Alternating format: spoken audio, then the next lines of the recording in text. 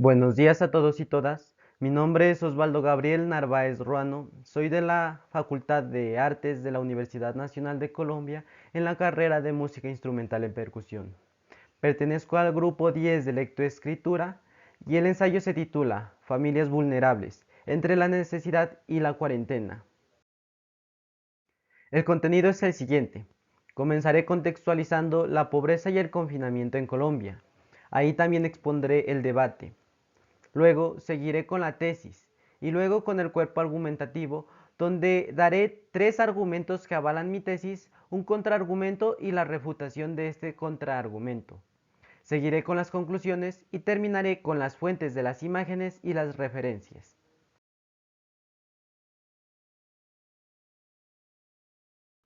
Pobreza y confinamiento en Colombia.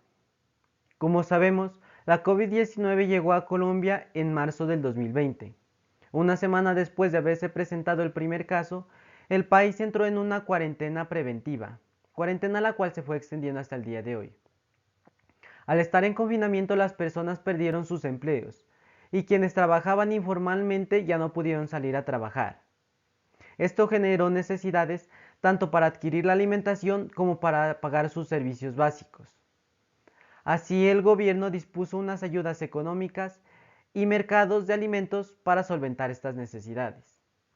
Sin embargo, las familias vulnerables han tenido que tomar una decisión: o mantener la cuarentena por salud o tener que salir a trabajar para solventar las necesidades básicas de su familia.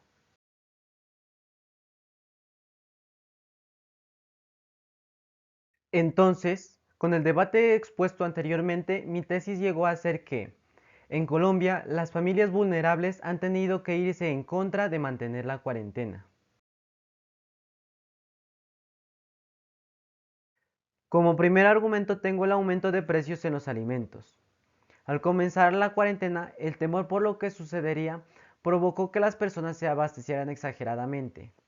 Esto provocó una demanda en los productos alimenticios y por ende una demanda en sus materias primas. Las materias primas de los alimentos generalmente son otros alimentos que por sus características biológicas no se pueden producir en un periodo corto de tiempo. Así, todos los alimentos subieron de precio significativamente. A continuación daré unas estadísticas del DANE donde se evidencia que a comparación de enero de 2020 con abril o julio del 2020, los precios de los productos han aumentado significativamente en las principales ciudades del país.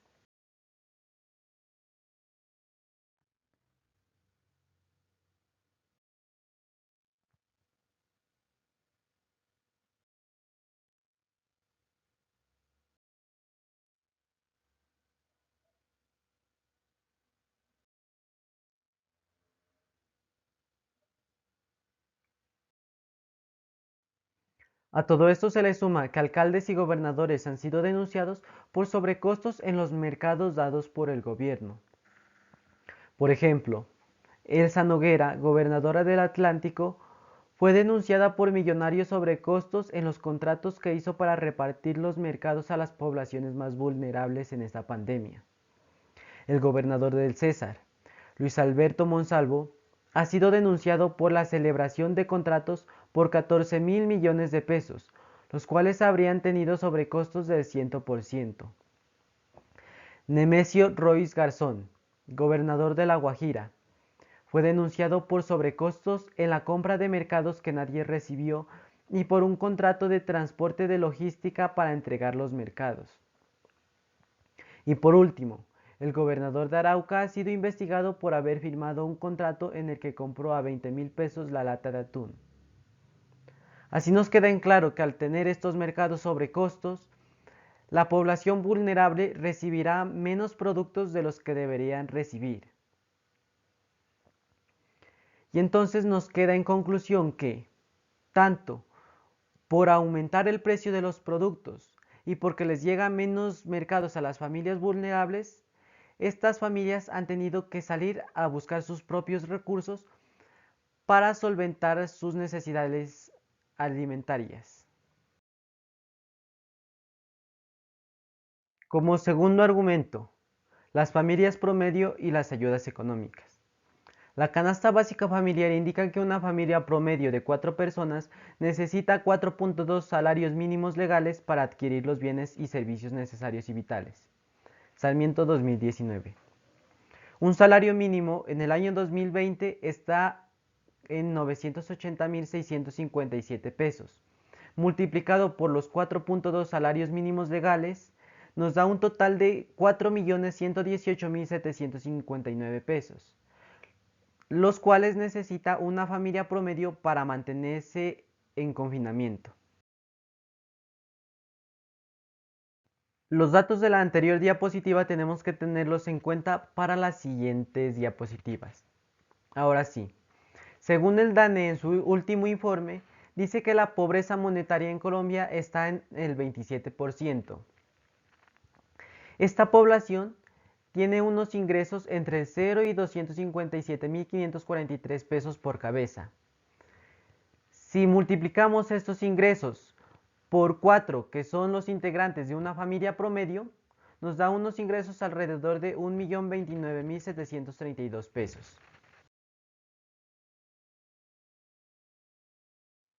Tenemos que tener en cuenta que el 47% de la población colombiana tiene un trabajo informal, los cuales no pueden generar ingresos desde casa. Ahora sí, las ayudas económicas del gobierno colombiano son Familias en Acción con un valor de 335.000 pesos, Ingreso Solidario con un valor de 160.000 pesos y devolución del IVA de 75.000 pesos. Excluimos aquí al programa Jóvenes en Acción porque si bien estos pertenecen al núcleo familiar, estos estudiantes están en otras zonas del país donde está su vida universitaria. Si sumamos estas tres ayudas nos da un valor de 570.000 pesos. Y si los comparamos con lo que nos dice la canasta básica familiar que necesita una familia promedio, nos damos cuenta que es alrededor de la octava parte lo que da el gobierno colombiano para solventar todas las necesidades de la familia. Y si comparamos con lo que tiene en ingresos una familia promedio en pobreza monetaria, nos damos cuenta que el gobierno da apenas la mitad de la parte de lo que esta familia tiene en ingresos. Ahora también tenemos que incluir que no todas estas tres ayudas le llegan a toda su población. Algunas les llega una ayuda, a otras dos y a otras ninguna. Así entonces, nos damos cuenta de que estas ayudas no han sido suficientes para solventar las necesidades de su pueblo. Ahora diríamos que si las ayudas económicas son tan bajas, seguramente hay una gratuidad en los servicios públicos para las familias vulnerables. Pero este no parece ser el caso. La Ley 142 de 1994 reza que se prohíbe la gratuidad de prestación de servicios públicos, pues ella pone en riesgo la supervivencia de la persona prestadora, comprometiendo la adecuada prestación de los mismos. Por lo que queda en claro que la gratuidad de los servicios públicos de parte de la empresa prestadora no es una opción. Lo que ha hecho el gobierno entonces es dar paso a las alcaldías a decidir si dar o no dar las ayudas. Algunas alcaldías lo han hecho y algunas otras no. En el ejemplo de las alcaldías que lo han hecho, han decidido ayudar en una parte del pago de los servicios públicos, pero han dado unas limitaciones.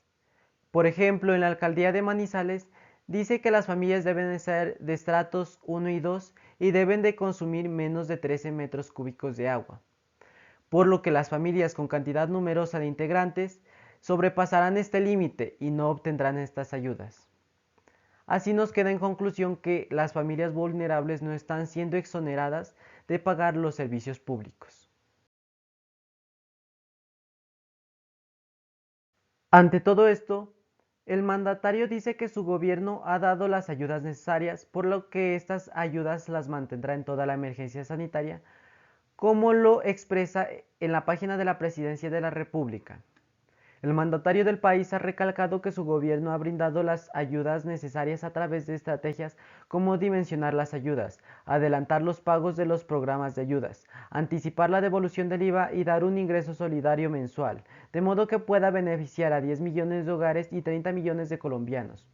Además, El presidente aseguró que buscaría mantener esta caja de ayudas en el transcurso de la emergencia. Presidencia de la República 2020. Si todo esto es cierto, ¿por qué existen protestas como las siguientes?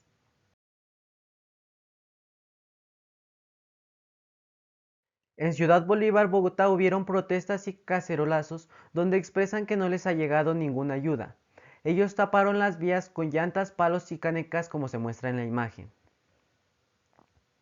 Ahora, citando a Redacción Bogotá, dice que, en medio de la entrega de ayudas, varios ciudadanos iniciaron una protesta, porque las ayudas habrían sido insuficientes. Frente a esto, algunas personas empezaron a lanzar elementos manifestando su inconformismo, por lo cual fue necesaria la intervención de la policía. En este hecho, hubieron 2 personas heridas y 2 policías heridos. Otra de las protestas que han ocurrido fue en Medellín, donde los habitantes se expresaron que en sus zonas hay enfermos y que no ha llegado ni medicina ni alimentos, además de que para recibir las ayudas del gobierno les han pedido recibos de servicios públicos los cuales ellos no tienen. En Popayán también han sacado banderas rojas desde sus casas, diciendo que hace mucho tiempo se les ha acabado el alimento. También expresan que a ellos no les han llegado las ayudas y que verdaderamente las necesitan. Ahora sí llegamos a las conclusiones.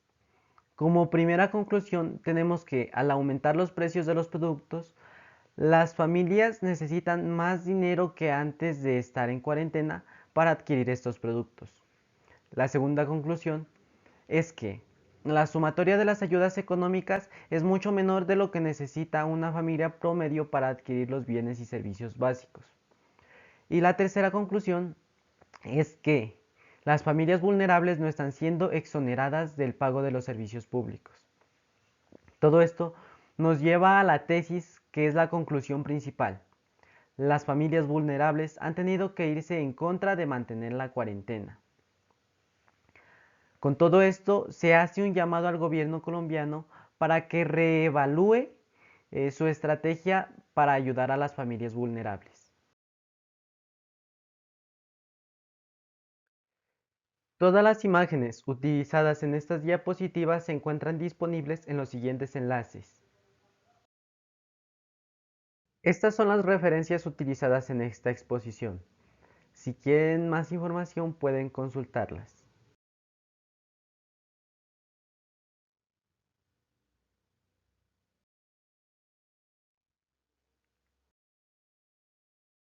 Y así termina esta exposición. Espero que hayan entendido todo. Muchas gracias y nos vemos hasta otro momento.